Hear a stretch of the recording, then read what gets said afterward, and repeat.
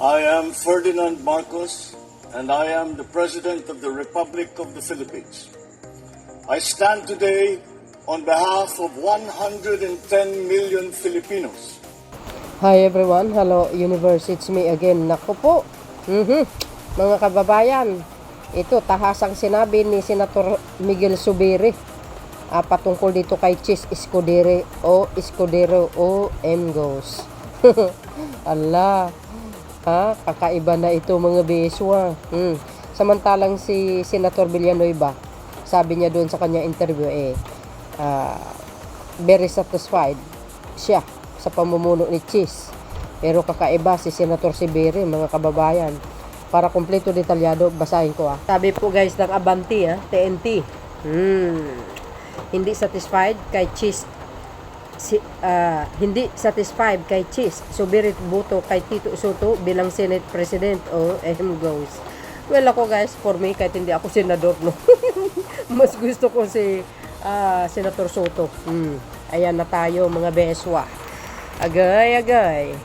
June 1, 2025. Ayan, isiniwalat ni Senador Miguel Zubiri na hindi siya kontento sa pamumuno ni Chis Escudero sa Senado. Agay, nako po, may balasahan na dito guys Ani ni Zubiri, naniwala siya sa pagtataguyod ng integridad at tradisyon ng Senado. For sure, may nakikita ito hindi maganda guys Suportado raw niya ng kinabibilangan niyang veteran black sa pagka-Senate President ngayon 20 Congress ang nagbabalik senador na si Tito Soto na dati na rin naging pinuno ng mataas na kapulungan ng Kongreso. Oo, si Pangulong Marcos Jr. Dati nila nga Senate President si Tito Soto, mga kababayan. Ayon kay Zubiri, bukod sa kanya, ang iba pang membro ng veteran bloc sa Senado ay sina Senator Loren Legarda, Soto at Ping Lacson. Agay. I am for a leader of the Senate that will keep protecting the integrity, the traditions of the Senate. Saad niya. Mgos. Malamang guys, napapanood ni Senator Zubiri yung mga yung mga posts, yung mga komento ng mga abogado na sikat na mga lawyers, even the UP. Correct me if I'm wrong guys Oo, kasi pinupuna ito si Chis Escudero sa kanyang leadership. Even the dating ex-Chief Justice, napupuna siya. So, mayroong hindi maganda sa pamumuno. Agay, alam nyo naman po yun. And actually, ang mga kababayan natin nagagalit kasi urong-sulong itong impeachment trial ni Sara Duterte. Inuurong. Di ba? Hindi mo mawari kung bakit, di ba? Hindi inumpisahan. Kasi maraming alibay si Chis Escudero guys Yun po nakikita ko lang Ang dami So, ang mga netizen talagang nagre-react. Palitan daw si Chis Escudero, walang kwenta. Di ba? Ang binabase kasi ng ating mga kababayan is yung forthwith na kailangan umpisahan. Kahit break kailangan umpisahan. Alam nyo guys, ano ba ang diferensya diyan sa kahit break ng Senado, kung ikaw nga bakasyon ng Senado, di ba? Kung talagang gustuhin mo, pwede mo naman umpisahin yun. Di ba? Kaso lang wala Well, anyway, hindi naman tayo bagado, wala tayong alam, pero nanonood tayo mga kababayan. Agay. Sabi niya, ayan hindi ko gusto na ang leader sa Senate would be a dictatorial. Agay. Hala, may may nagdidikta ba? Sabi niya, a dictatorial type. Nakaw! Sino ba ang diktador dyan? Sino bang nagdidikta? Ano yan, guys? May mikos-mikos. Kaya hindi niya nagustuhan. I don't want us to be similar to other chambers where there's only one emperor who dictates all the instruction to the members of the body. Dagdag pa niya, aba, may laman ito mga kababayan ha. Agay, may laman yan. Ano po ang kapalagayan nyo guys? Sa tingin nyo? Ha? O, comment nyo dyan sa comment section. Baka may alam kayo. Sino man ang abogado niya doon sa atin? Ako. No, ito lang guys, nagbabasa lang ako ha. Ay, nako, hala. Well, anyway. Abangan po natin itong 20 Congress guys ha. Kung talaga mananatili to si Chis Escudero ha? O sa kanyang pagka-SP. Kung napanood nyo guys yung interview ni Senator Villanueva, tingnan nyo yung kanyang saloobin doon. Ano siya? Tawag dito? 100% suportado niya si Chis Escudero. Parang alam na this. O, di ba? Sabi po dito mga bes, I'm not satisfied with the leadership of Senate, so I'm open to supporting other candidates for Senate presidency. Pagpapatuloy pa ng mababatas. Hala kayo mga bes, anyari. Ito, na ano ako dito na-shock ako dito Hindi ko gusto na ang leader sa Senate would be a dictatorial type. Agay. Ano yun, teacher? Anong sabi ng madam? Susundin ng estudyante, di kayo naloko. I don't want us to be similar to other chambers where there's only one emperor who dictates all the instruction to the members of the body. Dagdag niya. Alam guys. Ay, parang nawawala na guys yung ang batas ng Senado. Pinalitan na ba ni Chis Escudero? Ay, napupuna kasi si Chis Escudero mga kababayan dito sa impeachment trial, mga bes. Ito guys, sa akin lang ito nakikita ko Ewan ko lang sa inyo. Pero malamang medyo pareho tayo ng pag-iisip. Medyo mayroong hindi magandang pamumuno si Chis Escudero Sabi nga, pag gusto mo gawin, siyempre tutuloy mo. Pag ayaw mo, may dahilan. Agay. Hindi ko alam kung ano yung salita na yun. So anyway, mga best, palagay ko may nakikita itong hindi maganda si Senator dating ex-Senate President Zubiri. Kung natatandaan nyo mga kababayan, pinatalsik ito, no? Pinalit si Chis Escudero. Pero kung titingnan nyo mabuti, si Senator Zubiri talagang sumama ang loob nung that time na yun, na hindi niya naakalain. Talagang sumama ang loob niya, no? So dahil dito mga kababayan, kayo na po ang bahalang humusga mga bes, kung ano po ang komento nyo tungkol dito. Talagang tahasan niyang sinabi mga kababayan. Ha? Hindi satisfied kay Chis. Zubiri, buto kay Tito Soto bilang Senate President. Ay nako guys, kayo na po ang bahalang humusga, okay?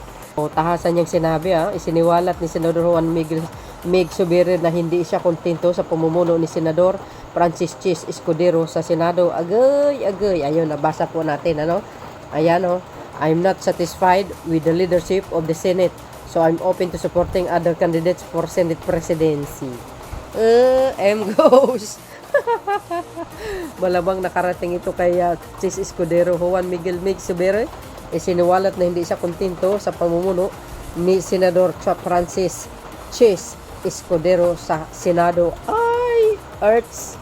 Ouch, ang sakit yarn. Ano guys? Anong palagay nyo? Nagkakaroon na ng dito sa Senado guys malamang. For sure, parang nakikita ko mga kababayan mapapalitan niya si Chis Escudero. I hope upo si Senator Soto. Tingnan nyo guys yung mga nagko-comment. To restore the trust and confidence of the people to the institution, change the Senate leadership forthwith. Sabi ko sa inyo yan po ang binabase ng ating mga kababayan, yung forthwith. Di ba? Yun. Bakit kasi inuurong-urong ilang buwan na? Na nakaraan, hanggang ngayon di pa na ituloy-tuloy ang impeachment trial na yan. Bakit yung mga nakaraang impeachment trial, bakit na itutuloy naman? Tapos, salitan pa ng salita, yung dalawang panig, my goodness. Oh, sabi, hindi daw nag-submit ng ganito si House. Sabi naman ni House, nag-submit na sila. Ang gulo, naguguluhan ako mga kababayan. Kaya, ang ginagawa ko, talagang nilalive ko yung mga saloobin nila. Ay, yung mga banata ng bawat isa. Para makita ninyo baga, binaboy ng isang Bicolano ang Senado, may saligang batas 2025 in 19 Congress. sabi ko 'di ba? Pinalitan ni Jesus Escudero kung ano yung batas. Mayroon siyang sariling batas. Oh, bakit ito ba si Jesus Escudero, mga kabayan? Ilang kaso bang na ipanalo nito? Parang wala ay ano. Marcolita namon mix kay banggitain. Oops. Ay, ayaw ko yung kay Marcolita. Bias yan. Makadutai yan, no? Huwag nyo ilagay dyan. Si Senator Soto, ano yan? Neutral yan, guys. Ha? Walang pinapanigan. Palitan na yan. Pwede ba? Masyado ng power trip yan. Oo nga eh. Oo, alam niyo yung bansang nila kay, kay SP, Quezon, si Kilay. Senador Kilay. Naloko na mga kababayan. Si Senator Soto na lang siguro walang maasahan kay sa nangyayari ngayon sa Senado, no, walang tiwala ng nakakarami sa Pilipino sa mga senador. Yes, kagagawan din ni Sara Duterte. Biro nyo guys nang dahil lang sa babae na yan, nagkanda gulo-gulo sa Senado, nasira ang reputasyon ng Senado nang dahil dyan sa babaeng yan. Oh, you see? Tuloy. Dapat lang na ng mambabatas, abogado, para talagang alam ang batas. Abogado si Chis Escudero, guys, pero parang kakaiba, mga kababayan. Oh, yan. Pero wag si Soto. Sus, bakit? Ito naman ito, isang DDS dito. Oh. Anong Soto? Bakit? Matagal na naging yan. Senate President yan. Oy, mas magaling ka pa. Bakit? Ano bang ginawa ni Speaker Martin sa inyo? Inaaway ba kayo? Nagagalit kayo dahil din sa mga quadcom? Oy. Out na siya dyan. Sabi po dito, King Koy ang Senado ngayon. Mga tulongges. Hi, many thanks Senator Juan Miguel Zubiri for knowing who not to trust. I hope the rest of the senators will do the same and be so brave like you for the good of our beloved country. Tama naman, hindi siya pwede maging SP. Hindi niya nga alam ang forthwith. Abogado na yan, hindi niya alam. Sabi sa inyo guys pinabase nila dyan sa forthwith na yan. Dapat umpisahan na yung impeachment. Kaso lang, wala pinatagal Hindi. So, ibig sabihin, maraming nagsabi na mga tactics lang to save her position as a SP, you know. Dahil alam niya, mas marami din ang tawag dito, ang makadutae na senador dyan. So, there is a possibility he will win or he will remain as a SP ng Senado. Kasi nga, majority ng votes kailangan mas lamang ang votes para sa kanya. Marami ang dutae dyan, mga bes. Parang sinisigurado ni Chis Escudero na mananatili siya. Agay. Ano guys ang kapalagayan nyo? So, abangan po natin yan, mga kababayan. O, tingnan nyo yung mga nagko-comment, halos ganyan tama naman, hindi siya pwede SP. Hindi niya alam ang forthwith. Dapat nga ipadispar na yan si Chis Dog.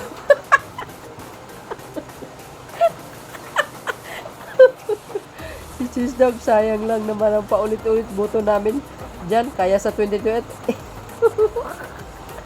ikis ka na sa amin. Si Soto na lang ang SP. Kasi yan, batikan na yan si Tito Soto. Yes, totoo yan guys. No? Gusto ko siya. So, dahil dito mga kabayan, lahat yan, kami rin,